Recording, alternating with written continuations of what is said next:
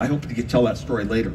But nowadays, but then, we start getting up to these first-person shooter games and all that, and real high-speed ones, Defender and the arcades. The arcades were starting, and I got good at some, but I remember just Super Mario Brothers, and I was so much better than my little kid, maybe he was 8 years old. Then when he was 9 years old, he was better than I was. His hands and eye-and-eye coordination, all that. I said, I don't want to play those games. The kids are always going to be better than me. So I sort of divert to my own just a few special games. Now I play games only really kind of working all day long on the computer, and we need a break. 20-minute type games, old simple games, card games and all. Yeah, but I think reading about you, you do so much. No plan of retirement, apparently. You teach kids, you're in school, you have your foundation, but what does a normal day look like for you? Oh, normal day is just, largely it's on the computer or flying because, I never wanted to start a company, never really wanted to start an industry. I wanted my engineering to be seen by the world, and I wanted other engineers to appreciate it, and now I get highest engineering awards. And I didn't want big money ever because, I just come up in the Vietnam War, anti-political, don't want to be in politics, don't want fights, don't want conflict. I was shy, and all of a sudden, we had all this wealth, and I basically gave it away. I gave a lot of it to early starting people in the company. There's a movie out, and it shows Steve Jobs refusing to give some stock to Dan Kotke, who was in there early. Well, Dan Kotke is one of these people, 5 people that I gave tens of millions of dollars of my stock to, because why do you call 3 of us founders with infinite income for life? And these other people, they were there at the start. What is a founder? Somebody there at the start. And then I sold others of my stock, tens of millions of dollars worth, to everybody in the company. They're all working for the company Apple. And that was pre-IPO, so they all wrote me letters saying, yeah, I got a house out of the deal. No, but why only 3 of us? I just don't think that way. I don't want the disparity of wealth or income.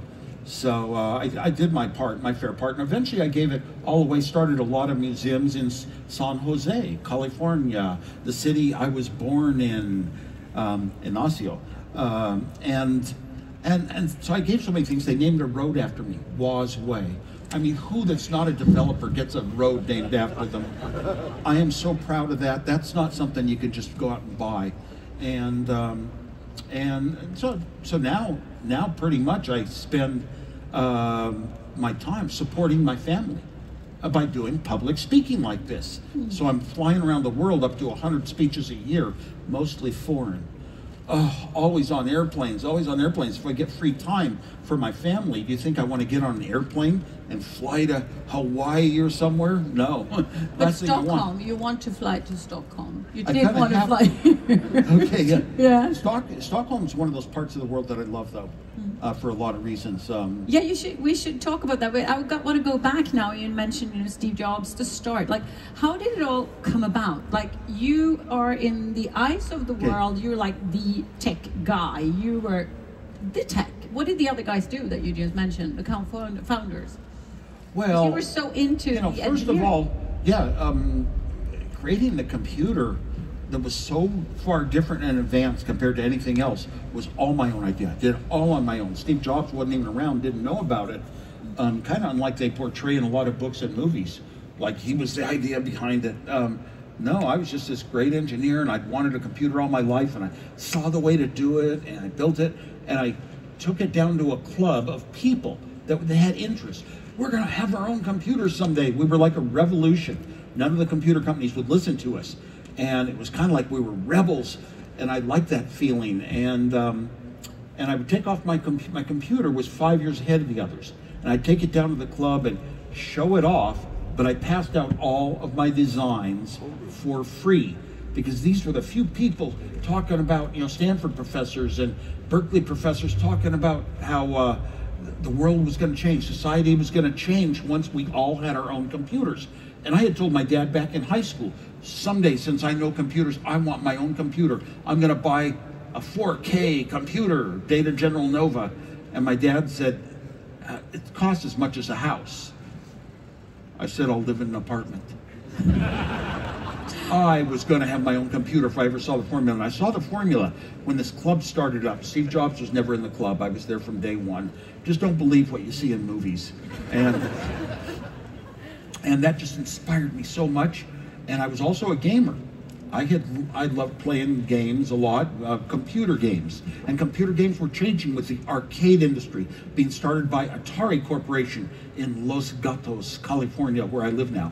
And Los Gatos had a lot of great things like Netflix. This arcade industry, I actually designed Breakout for Atari. Woo. I'm the designer. Yeah, that was a big hit game. And I worked for Hewlett Packard at the time, but I did it moonlighting. And Atari wanted to hire me. I wouldn't let them do it, you know. But so I was into the games, and I thought, while I was on the factory floor, wouldn't it be neat if someday? And by the way, the games back then were hundreds of chips, 100 to 200 chips, 1,000 wires. A skilled engineer getting all the signals on the wires at the right time to go into a television, the old analog televisions of the day, and make signals on the screen. I said, wouldn't it be neat if this was color? At that time, the arcade game industry being started was only black and white. What if it were color, I thought? And I was a television engineer as well, and you would design color circuitry for televisions according to the mathematics in the book. You'd use differential calculus, and I could do that. And it would take a long time of trial and error and getting the signals just right, and a lot of expensive parts, maybe $5,000. And somehow my head, I was so sleepy, I went 4 days and nights with no sleep, designing Breakout for Atari. And I just thought in my head, what if you just took a number out of a computer, ones and zeros, and put it on a wire, plus and minus. Normally, the mathematics is based around nice, smooth sine waves of signals on a wire. What if you just put the ones and zeros out of a computer number right on the wire into the TV? And I knew that every television would think it was color, even though it wasn't legal. And that idea gave color for $0. No wonder Apple's first logo was in 6 colors. Now, we started the company, and you get ideas that maybe it started on vision. It started with one great product. The Apple II computer, all mine, did all the hardware, the software, the thinking it out, the wiring it up, making the prototypes, doing everything. That computer was the first time ever that arcade games were in color. You need a good game machine to go into homes. People didn't buy computers in the home to do inventory levels and sales figures and all that, the way they were used in the big businesses. No, they had to have games, and this was so far ahead in games, nobody else was going to think of how to do color like I had. But it was also the first time, even more importantly, the first time ever that arcade games, the games you play today, first time they were software, not hardware. Not 100 chips and 1,000 wires to get all the signals right with a skilled engineer for a man-year to design a game. A 9-year-old kid in a simplified language called BASIC that I wrote myself could make colored dots move on a screen and write as program a game in 1 day, a decent game for those stages. This was a revolution in gaming, and that's how Apple got its start. Now that product was so far ahead. I said 5 years ahead of the rest of the world because 5 years before that, actually when I met Steve Jobs, I was building a computer of my own design with the old front panel and switches for ones and zeros and lights for ones and zeros. And I built that computer, and that's what everyone else was now trying to do in 1975. But I had this whole color, amazing world, a keyboard, a video display. This was a huge change in the world that I knew it. And so based on that, it was Steve Jobs came into town, and I took him to a club. Don't believe that movie with Ashton Kutcher. I took him to see the interest. I was a hero at the club. And all the people gathered around me when I did my little demos with this color machine, and that's when Steve said we should start a company. I said, I'm loyal to Hewlett Packard where I work. They pay my salary. I will never leave Hewlett Packard. I'll be an engineer for life. Never move up the org chart because I don't want to get political. And I just like designing hardware and software. And Steve said, fine. And I proposed to Hewlett Packard back in those days when they were making the handheld scientific calculators. That's what I was designing, even though I didn't have a college degree yet. I was a top design engineer, designing the hottest product in the world. And I proposed the personal computer, and oh my gosh, they met all the managers, the engineering and the marketing managers, and listened to me, how much it would cost, how it would work, how it would connect to your home TV. And they turned me down for the first of 5 times. They turned down the personal computer for 5 times. Big computer industry didn't see it being worth anything, these tiny little computers. They couldn't do the big jobs. So, so Steve and I were in business. And, you know, we formulated Apple, and the Apple II was such a huge product that we could probably build and sell 1,000 computers. Nobody could imagine a number like 1,000 computers, aside from IBM. And so Steve Jobs and I said, why are we doing this company? Well, the reason is we want to make disabled people similar to normal people, like make a blind person similar to a sighted person. And look how we've succeeded at that. Everywhere you go in your car, look at the sidewalk, and everybody's walking around bumping into things. So anyway. so Steve Jobs wanted a business. There are 2 things. He wanted to be important in the world. He talked about all these people like Shakespeare and Isaac Newton that were famous in the world. That meant he wanted to be one of them. Me, I was just very shy. Just wanted to be respect from engineers. And so Steve Jobs went out as the business side of the company and sought money.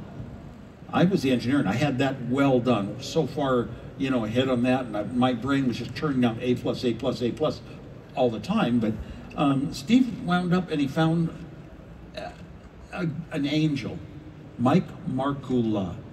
You know a lot of names in this world, like Mark Zuckerberg, you know, and Sergey Brin and Larry Page. You know a lot of these famous names from technology, but Mike Markula just isn't that well known, yet he was the adult in the room. Steve Jobs and I were in our young 20s. No business experience, no money in the bank, 0 bank accounts, 0 money. We came from nothing. And Mike Markula is really the one who taught us how you set up a company, who you hire, what the responsibilities are, and he funded enough money for 1,000 computers. And he really was, for quite a while, he's the one that made Apple in that sense. That one product, the Apple II computer, you think do companies like Apple come from engineering, or do they come from marketing, understanding business and vision? No. We came from one computer, totally designed from an engineering point of view, and that was the only thing that made money for Apple in the first 10 years of the company. We became a big, huge, wealthy company on the Fortune 100, the Fortune 50, huge company with a ton of money based on one product, the Apple II computer. Everything else, our business side, Steve Jobs would be around the business, and we got to have new computers, we got to have other ideas. But he didn't understand computer hardware and software, so everything we made failed except for that one Apple II computer for the first 10 years. That's what made Apple and created the money to be able to advance into other technologies like we have today.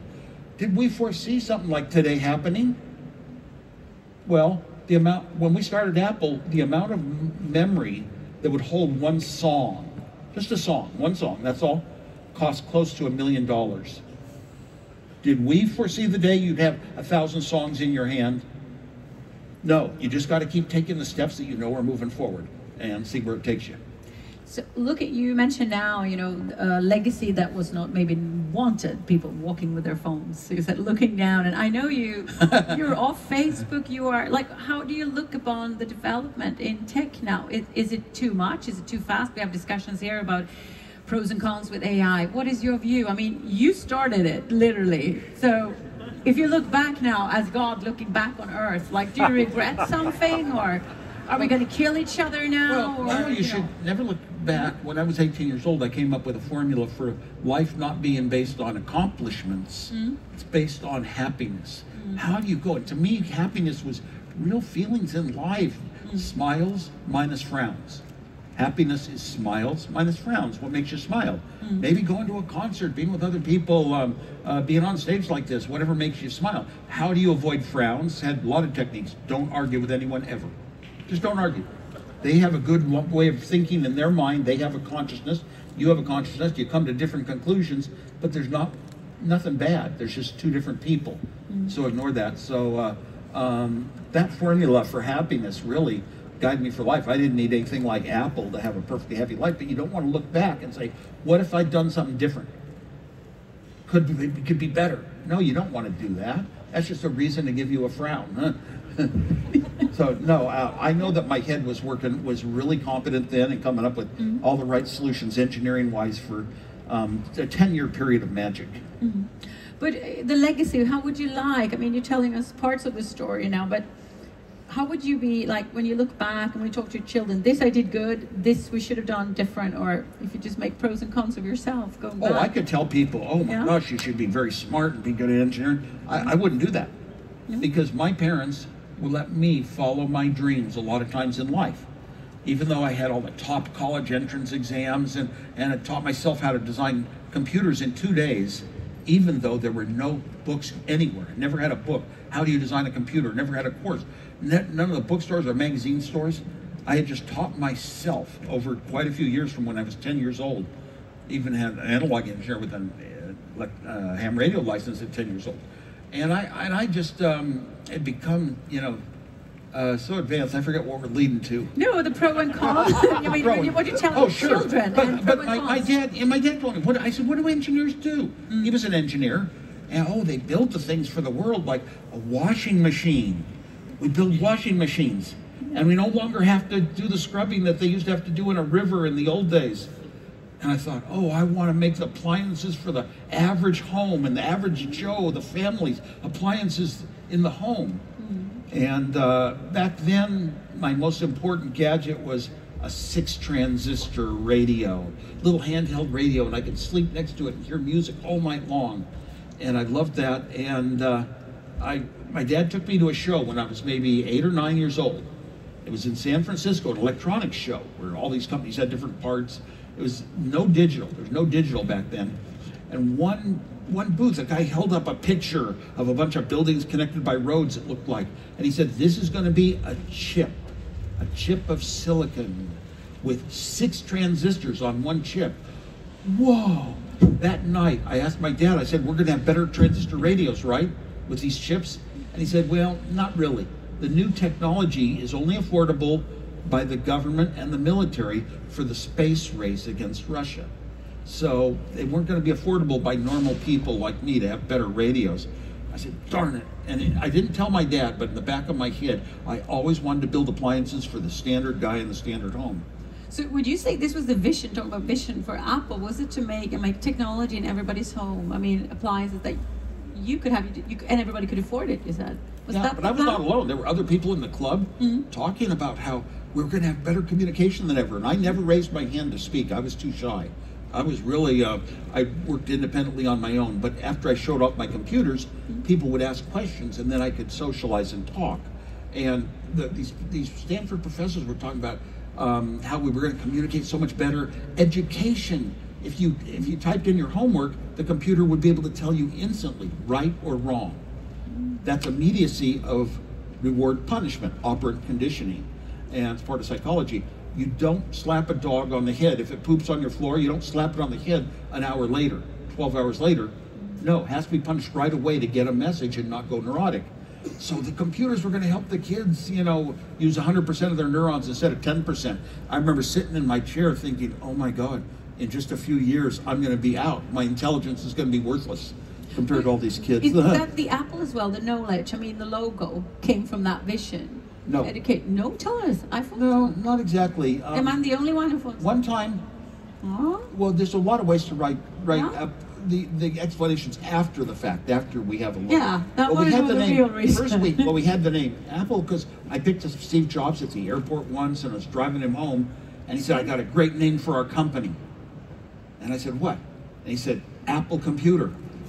And I said, what about Apple Records, the Beatles record company? And he said, they're music, we're computers. I said, that's all it takes? And he said, yeah. So, okay. I did find out later, though, on the very last night of the American Dancing with the Stars that I was on, I sat down next to a doctor who had treated a severe hamstring wound of mine, and he said his brother lived on that farm up in Oregon with Steve Jobs, and his brother's the one that went up to Steve and said, I got a great name for your company. So Steve would often say things, and you would just assume it came out of his own mind, but usually it was inspired by someone. There's a lot of other cases like that. But a great name. Why the name Apple? You could just, this was a fun thing. It was an industry that did not exist. Personal computers did not exist. And we weren't being paid attention to. We weren't being competed against by big computer companies. They were saying it's going to go away. It's not going to be worth any money. So we just did things that were fanciful. One company called itself Kentucky Fried Computers. And so Apple Computer, just a fanciful, great name. Nothing could overturn it. When we got funded by Mike Markkula, he got us into the Regis McKenna ad agency, who would do a lot of advertising and brochures, and kind of our company image would be directed by them. And they said, oh, the name Apple does not go with computing. And no, then finally Mike Markkula didn't think that we should be called Apple. Then he said, yeah, but Apple Computer are like two very different things. And besides which, if computers are going into the home, we have a phrase in America, an apple a day keeps the doctor away. Yeah. We have an apple for the teacher. We have a lot of good feelings about apple being a fruit. So finally the ad agency let us use the name Apple, and they came up with some logo ideas, and we liked them. 6 colors was a risky logo. You're a startup company. Now every single time you print that logo anywhere, they have to do at least 6 prints of different colors just for the logo to come out. So it was sort of an expensive bullet to bite, but we did it, and our product was so far ahead of the others.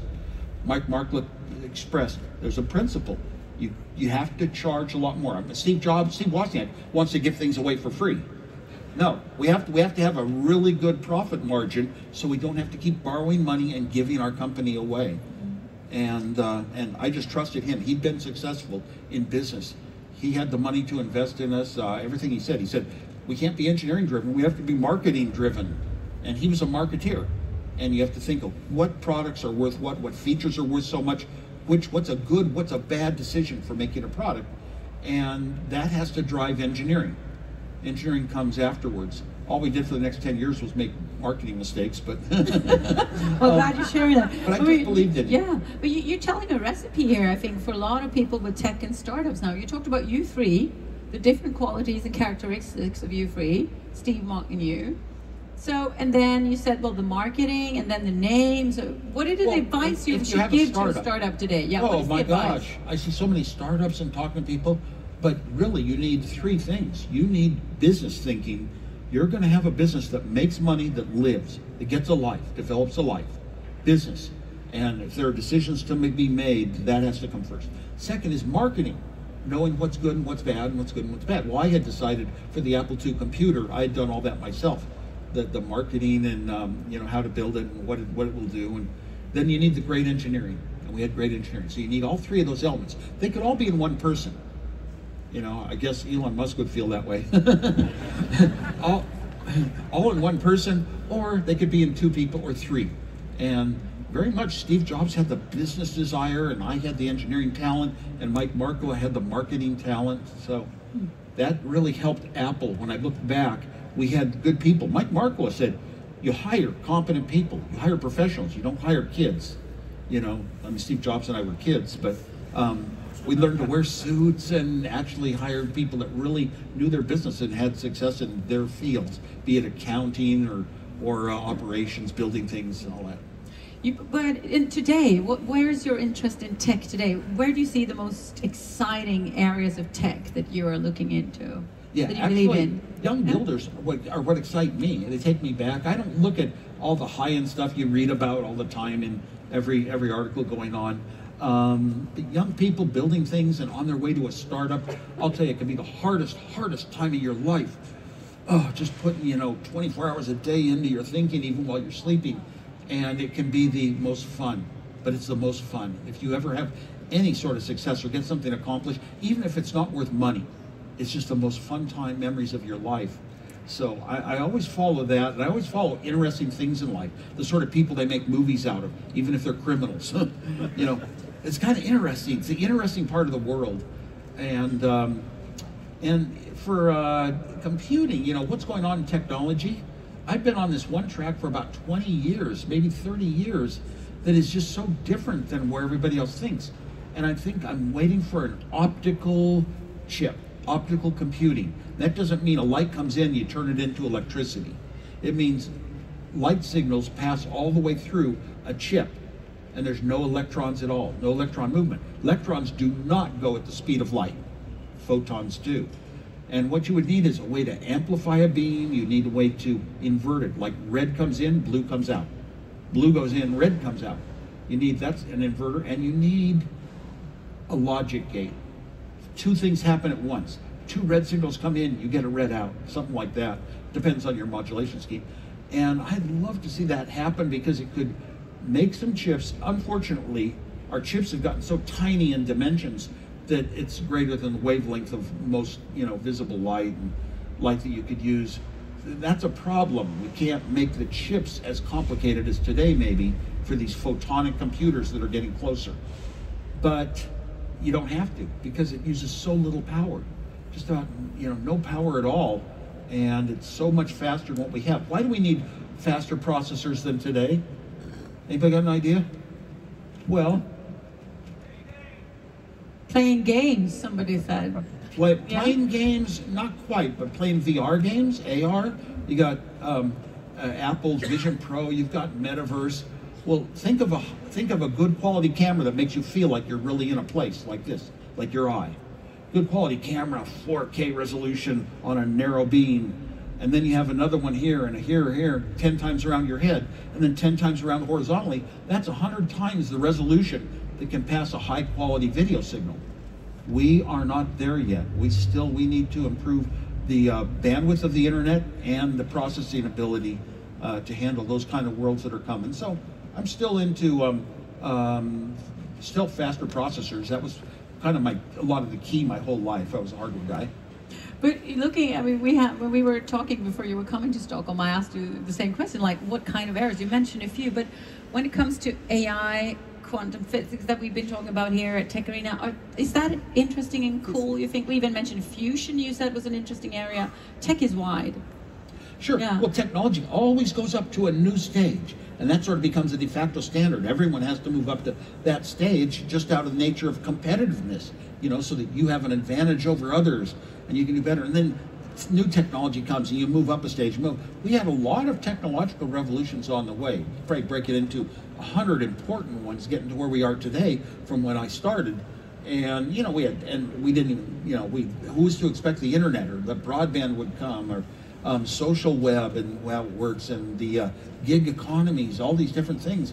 And you have some. I'm not always right in seeing an upcoming technology. I actually didn't think Uber was going to make it because the alternatives were so clear. They're here today. Hi, Uber. I don't know. Yeah. I'm starting to... But if we should be a bit... I want to be a bit negative now, Steve. Because you said that with the phones, and I'm thinking, you mentioned gaming, I have teenagers, you have 3 kids. What is your recipe here? Because, you're off the Facebook, as we said earlier, the social platform. What can we do about this? Because there is a generation who's they're not in Nintendo magazine, they're on the computers 24/7. Do we in the tech society have a responsibility, you think? Or what is view on that? The kids that are literally addicted to tech and screens. I'm not saying it's your fault, but... There's a lot of things in education, history of the world that could be interesting to some people, and music that could be interesting to others. And there's still technology, and there's still STEM classes. Learn about science and electronics and engineering, how you build things and build little things on your own, get some little small Raspberry Pi projects. I've even done that just for fun in my home. A lot of fun projects. Growing up technical, you have to solve problems, work on problems, try to figure out what's causing it, fix it, and you get this incredible joy inside if you're Steve Wozniak. And you got it. So that's one of the things we ought to cover, but not everybody. 100% of the people in primary school being taught, computer science is not needed. We don't need that much in society in the end, that many people. But you have to give everyone a chance to discover it. That's one thing. I grew up when you couldn't have a chance of figuring out how to make a computer. And I taught myself by stumbling into little accidental things, seeing a manual in a company and asking for it. It's hard. And I felt I created the company Apple. I created the early personal computers from that knowledge I'd gotten by accident And when I put my computer out, I wanted every bit of design, every bit of software printed in the manual. So other people could see it and say, this is how it's done. This is my love for life. This is my passion for life. Just like I had said when I found a journal in the hall closet when I was 10 years old, discussing ones and zeros. Oh my gosh. So I want other people to have an opportunity to discover this is my thing in life. And I still want to enhance that, and I think that's education has a place for that. Now, I'm also very much into, my entire life has been based around the most important thing of goodness. You can do a lot of good things, helping people and making society better and cleaning the air. Do a lot of good things, but the apex of it is truth. You always tell the truth that you can see, you know, and you don't ever try to shade things and convince people to go some way just because, I don't know, you'll get more respect or something. No, always be truthful. And that bothers me recently about all the AI stuff, which is, can you count on it all the time? I want things to work. And so much in this digital world, tapping buttons on a car, and so many things that seem logical just don't work always. Where did they move that one to? I know it's in here somewhere. And that frustrates me.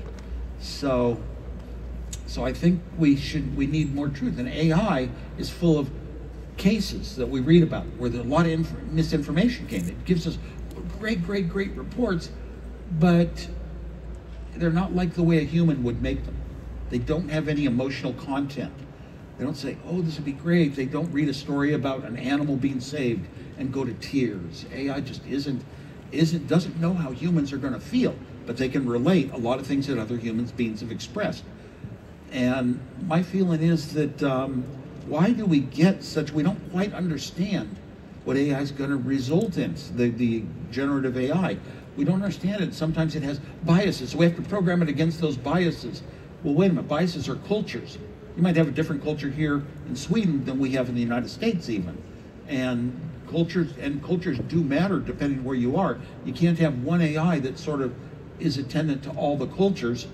But secondly, who needs a ton of information? That's like a greatest reporter. If you want to solve a problem for work, how do you go about trying to figure out how to do it? You go to search engines. I don't use the G word here, but you go to your search engine and you get back a bunch of results and you piece them together and figure out how to write a piece of Linux code, whatever. And now you're just going to go to AI, and it comes back with more spelled out results and strategies for something you want to do with your work or your country or your company. And it just makes so much sense. It sounds like this is coming from a brain. It's so smart. And the trouble is, it's boring often. It's just too much to read. There's a professor in Nashville that lets students hand in AI reports right from AI. Never has he given more than a C+ for one because they're not worth it. They just aren't the good ones. A human needs to be the editor. You have a lot of reporters out there. The AI is like a ton of reporters bringing the information in, and you need a human to condense it, to put it into what matters the most, and express it to somebody else in a way that is sellable, even in your company. It's not so much content as people have to have an emotional reason to make a decision. I learned that in 8 years of teaching 10 to 13-year-old kids. My life full-time, all day long, 7 days a week. I wanted to be a teacher my whole life, and I did that secretly, no press allowed. But it's like, you just don't, I don't know what I was heading into. No, that was important. I mean, I asked you about the kids, and I think you answered 3 questions there in your what you were saying. Yeah, but with AI, the pros and cons, and the kids, the teaching, I wanted to talk about that because that is important to you, to be in touch with the young generation and to do that balance you're saying and teach the balance. With the kids, I learned something myself. The information coming from my mouth is always accurate. A teacher's mouth is always accurate. Good information, solid information, lots of it. And it's in books if you use books. I just wrote my own lessons, something I learned from one of my greatest teachers ever. So the information is good, but what about if you have a class and you make it so fun, the students want to learn. They are going to learn, especially in the days of the internet. They're going to get the answers and figure out how to do things much more important, much better than the teacher. Wanting something is more important than knowledge. being in Sweden, I have to do this before we wrap up later, is, we think here, we're at the tech arena, we think we're good in tech, right, in Scandinavia. We are very easy adapters, we love what you've been doing, we love tech. Do you think Sweden are as good as we think in tech? Scandinavia, we should put Scandinavia. Everywhere in the world. Actually, I do. Yeah. Because honestly, from education, the education values here, are actually much better than we have in the States. But education, knowing how to do these things is one thing. But today we've moved on in technology to big, large businesses that kind of control things with wealth and power, getting more power. And so that's opposed to having talent from the brain. And so the brains here, are absolutely equal. It's just that Silicon Valley, why Silicon Valley? Do people think differently there? No. Turns out that Silicon Valley, everything that we have in our digital life today is based on the transistor. Used to be in 1950, a couple of people found out how to make this device called a transistor, like an electronic neuron. It could make little decisions. And now you buy an iPhone, you got a chip in there with 60 billion transistors. It is the heart of all of our computer technology and everything digital to this day. That technology really hasn't changed, based on the transistor. Well, the inventor of the transistor moved to Silicon Valley, started a company to try to make transistors. We had a first start in the whole world, first start of this technology that was going to grow and become so huge. So we were in first place. After a while, venture capitalists were there, and they hated investing in a company across the country where they'd have to fly to a board meeting 4 times a year. We're too far away, is that what you're saying? Travel, I tell you, I love to speak, I don't like to travel. And so they said, we'll invest in your company, your startup, but it has to be in Silicon Valley, close to us. So artificially, Silicon Valley took this big role, but now everywhere in the country and the world, there are spots of technology that's blossoming. I mean, you've had great companies here, Ericsson. Yeah, we have lots of them here. Nearby Nokia. Yeah. Well, I think Ericsson would have something to say about that. Well, we had a Tech for Good, I would say, panel earlier, and I was thinking of you in my chat with you, because there were people saying, even Al Gore yesterday, that tech could help climate. It can actually, I think, create peace. What do you think? Tech for Good.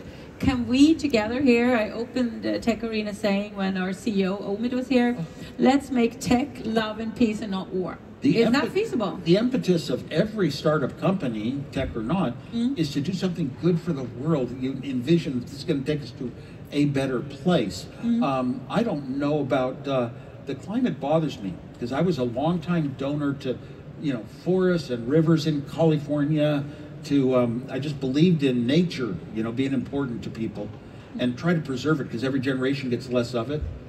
But, and so at first I was very much into this whole idea of man creating global warming, but I'm not hearing one solution.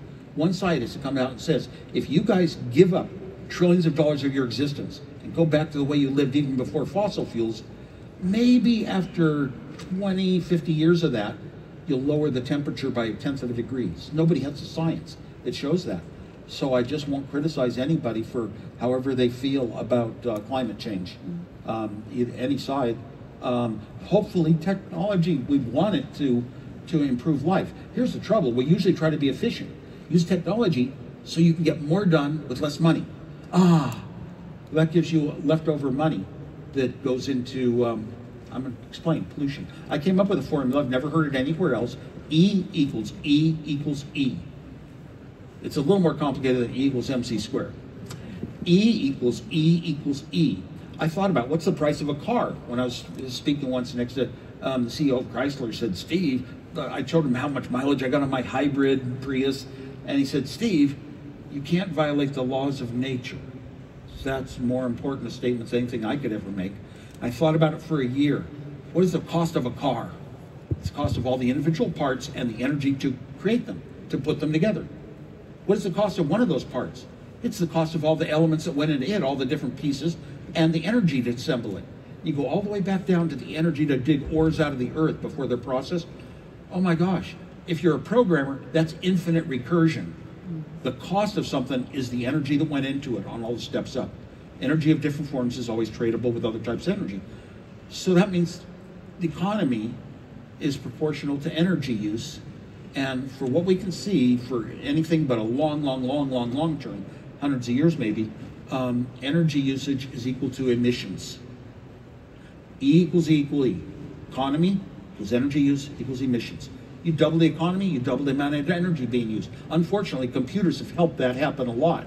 Have helped us get more energy per person on Earth, just by being sort of smart. But anyway, computers aren't really smart anyway, and AI is not really smart. I believe in the A. And you all have AI in you, actual intelligence. When I went back to college, yeah, and please attribute where you got your AI comments from, attribute where they came from on the web. That's another AI, attribution intelligence. But so AI.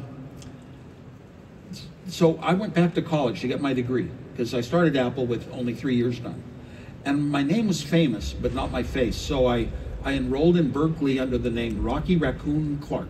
There's another one. And it says it on my diploma. It says it on my diploma, and I enrolled as a psychology major in the psychology department. I wanted to study the brain, how it works compared to computers, especially young infants growing up was so important to me. And all I found out was we don't know how the brain is wired. We don't know that our memories are in the brain. We assume they are because the processing centers are there. But where's your memory? You lose two things between the ages of 6 and 10. You lose your childhood autobiographic memories, things that happen, and you lose your teeth. That's a stronger statement than any book on memory. Stronger correlation. So, you know, I don't know. So I don't really want to buy that computer intelligence is the real thing. Well, and I fight it a little. But now we have, okay, how do we deal with it? The people who are creating the AI say it should be regulated, we're going to regulate it. But regulation is just a word.